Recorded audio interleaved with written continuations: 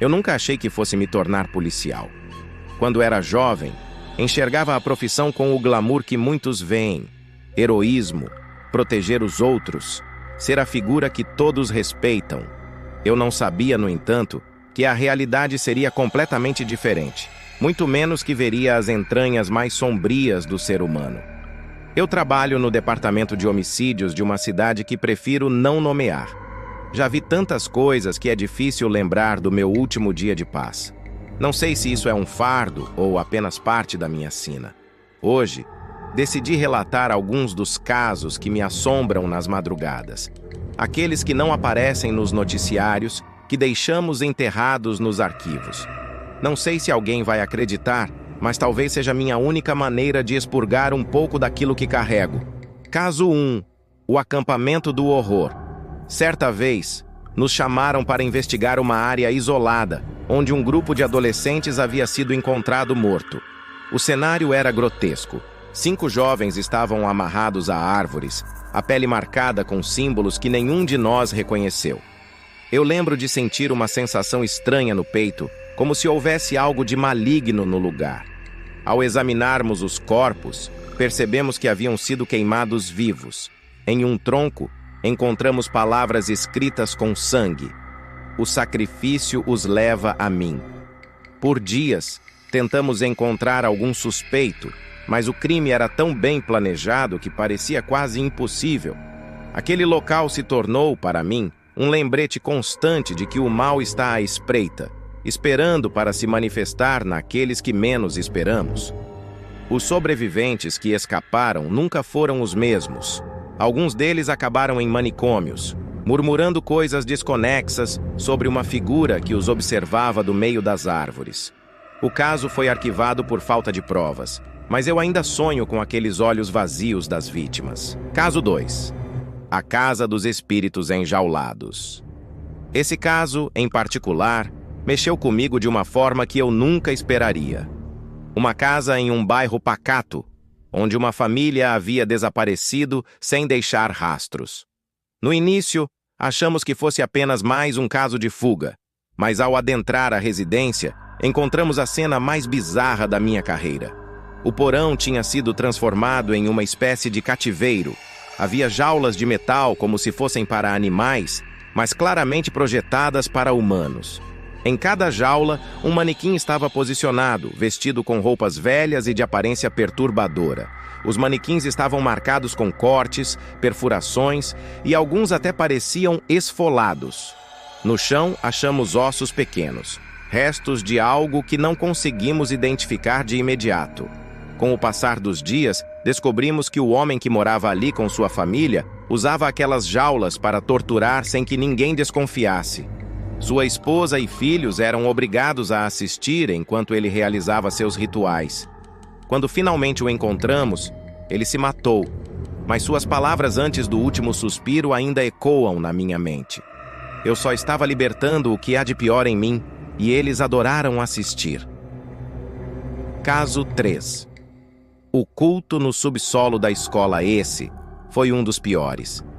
Recebemos uma denúncia de desaparecimento de alguns alunos de uma escola secundária.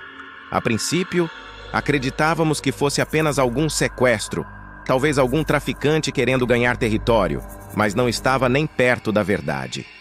Depois de uma semana de buscas, um dos zeladores da escola nos disse que havia um subsolo de difícil acesso, que ninguém visitava havia anos. Descemos para verificar, e o que encontramos lá embaixo parecia saído de um pesadelo. Havia uma sala com paredes riscadas e símbolos demoníacos. No centro estava um círculo de velas, e as roupas dos adolescentes desaparecidos estavam espalhadas pelo chão. Fotos deles estavam presas em cada canto, com palavras em latim escritas por toda parte. Ao examinar melhor o local, percebemos que não estávamos sozinhos. Em uma pequena sala, 3 estudantes nos olhavam com olhos vazios, sem nenhuma expressão. Eles confessaram ter sequestrado os colegas e realizado uma cerimônia em que acreditavam que alimentariam uma presença no local.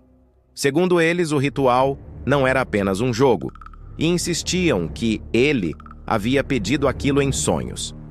Todos estavam envolvidos até os ossos e não demonstravam nenhum remorso. Quando saí daquela escola, senti algo frio na minha nuca, algo que não consigo explicar. A pergunta que me faço até hoje é: o que realmente aconteceu lá? Até onde um ser humano pode ser influenciado pela escuridão que há dentro de si? Caso 4. O garoto do porão.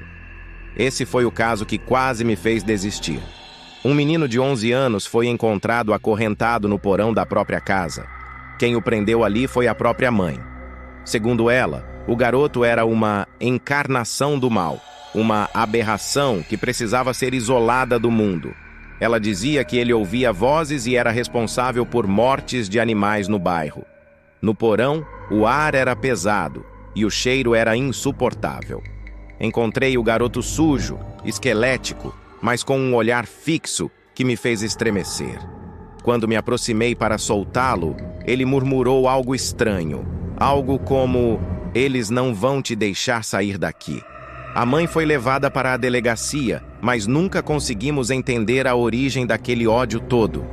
O garoto foi para um abrigo, e os relatos dos cuidadores depois me deixaram em claro por semanas. Eles contavam que, à noite, ele parecia conversar com alguém que não estava lá, e que dizia coisas sobre os visitantes que só um demônio poderia saber. Eu poderia continuar, mas a verdade é que esses casos são apenas uma fração do que vejo todos os dias. O ser humano é, de longe, a criatura mais imprevisível e perigosa que existe. A maldade que alguns carregam vai além da lógica, como se houvesse algo obscuro em suas almas, algo que eles nem mesmo tentam esconder. Não sei mais o que acreditar. Passei a carregar minha arma como um último consolo, mas, honestamente, não tenho mais tanta certeza de que isso é o bastante. Nos meus sonhos, aqueles olhos vazios e sorrisos macabros me perseguem. Às vezes, eu penso que há algo além dos crimes, algo que faz com que certos lugares pareçam amaldiçoados. Talvez eu tenha aprendido que não há monstros lá fora, apenas seres humanos. Monstros somos nós. Ser policial sempre pareceu uma missão nobre para quem vê de fora. Mas com o tempo, você percebe que a honra e o heroísmo são ilusões. O trabalho, na verdade, é uma janela para o lado mais sombrio da natureza humana. Eu já vi tanta coisa que às vezes sinto que a própria cidade onde trabalho está amaldiçoada, como se algo nela corrompesse as pessoas e trouxesse à tona o pior de suas almas. Vou relatar alguns casos que ficaram gravados em minha mente, as cenas que vejo quando fecho os olhos, à noite. Não porque sejam os piores crimes que já presenciei, mas porque revelam o horror que o ser humano é capaz de provocar, algo tão perverso que até hoje não encontrei explicação. Caso 1. A Senhora dos Anjos. Recebemos uma denúncia de vizinhos que ouviram barulhos estranhos vindos de uma casa em um bairro isolado. Era a residência de uma senhora chamada Irene, conhecida no bairro como uma mulher devota e sempre disposta a ajudar a todos. Quando entramos na casa, o cheiro era insuportável.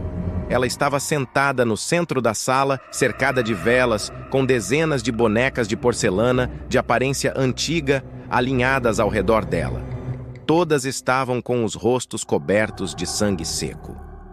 O que encontramos foi aterrador. Ao lado dela, havia sacos plásticos com restos de animais e, em alguns, identificamos partes que, posteriormente, foram confirmadas como humanas. Quando perguntamos o que era aquilo, ela nos respondeu com uma voz calma e doce: "São anjos que ajudam a descansar."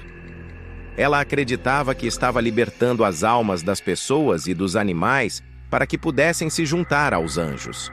Para ela, aquilo não era um crime, era um ato de piedade. Cada uma daquelas bonecas representava, segundo Irene, uma alma que ela havia libertado. Mais tarde, descobrimos que ela atraía pessoas desamparadas, oferecendo abrigo e comida, e os envenenava para depois libertar suas almas. Aqueles olhos frios e serenos nunca saíram da minha mente. Como alguém poderia, com tanta tranquilidade, fazer algo assim? Caso 2. O homem do sorriso eterno. Este caso mexe comigo até hoje. Era uma noite chuvosa e fomos chamados para atender uma ocorrência em uma casa afastada, onde uma mulher gritava por socorro. Quando chegamos, fomos recebidos por um homem magro e esquelético, com um sorriso congelado no rosto, como se fosse esculpido.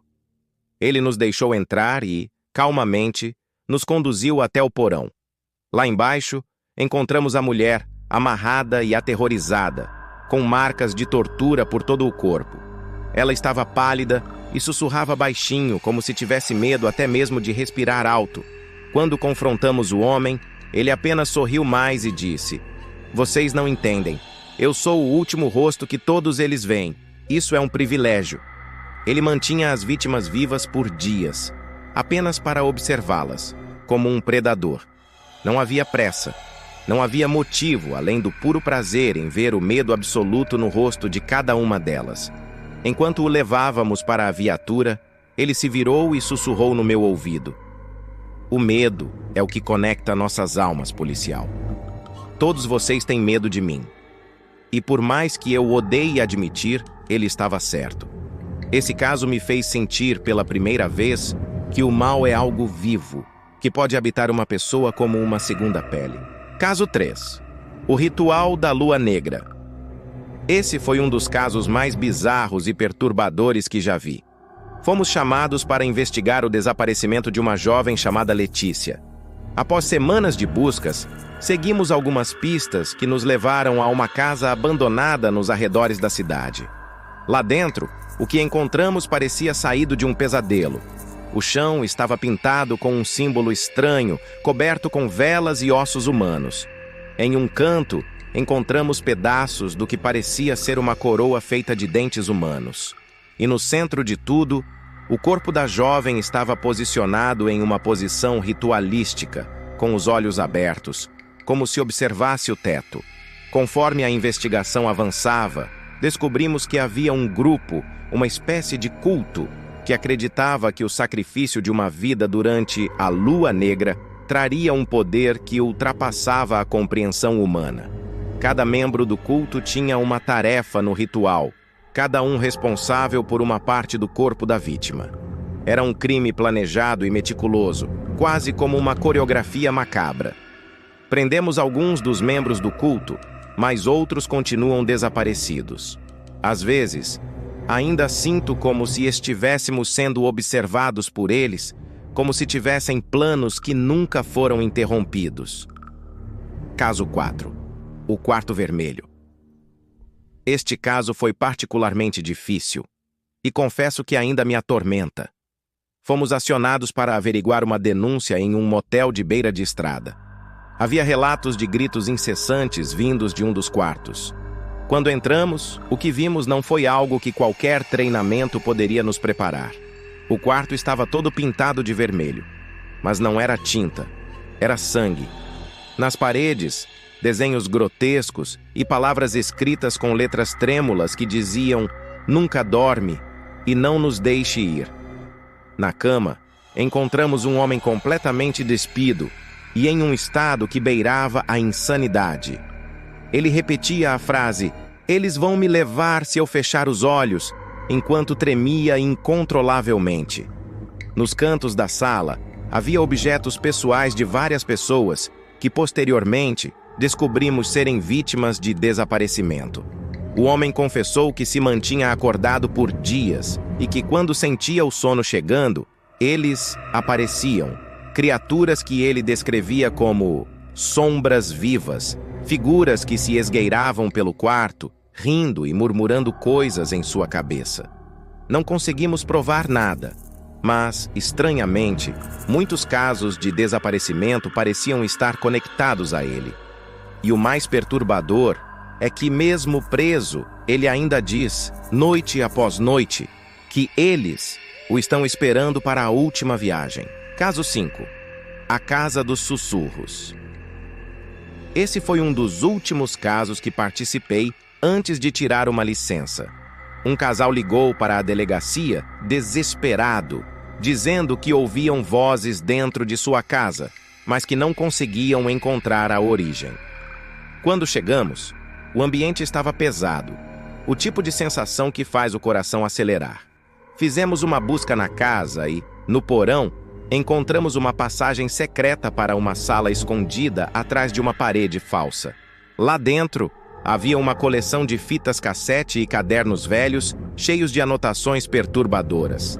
Cada fita continha gravações de vozes sussurrando nomes, ameaças e frases desconexas que falavam sobre dor e sofrimento. As anotações pareciam uma espécie de diário macabro, descrevendo planos detalhados para sequestrar e torturar pessoas. Mas tudo era escrito com uma linguagem quase poética, como se o autor tivesse prazer em relatar aqueles atos. A família havia vivido ali por anos, sem saber que, em algum momento no passado, aquele local fora usado por alguém para realizar os atos mais cruéis e perversos que já vi documentados. A casa parecia estar impregnada por algo que nenhuma limpeza poderia remover. Uma espécie de energia que parecia deixar qualquer um que ali entrasse atormentado. Depois daquela noite, os membros da família começaram a relatar visões e sentir coisas estranhas, como se algo os observasse, algo que nunca os deixaria em paz. Esses são apenas alguns dos casos que enfrentei, mas há muito mais. A verdade é que quanto mais fundo você mergulha no abismo da violência humana, mais percebe que o mal não é uma lenda, nem uma força sobrenatural. Ele é real. Ele existe em pessoas que por fora parecem normais, mas por dentro abrigam escuridões que nem a luz mais forte poderia dissipar. E às vezes me pergunto se há um limite para a crueldade humana. Depois de tanto tempo, ainda não encontrei esse limite. Não se esqueça de se inscrever no canal e deixe seu like. Ative o sininho para receber as notificações dos novos vídeos. Obrigado!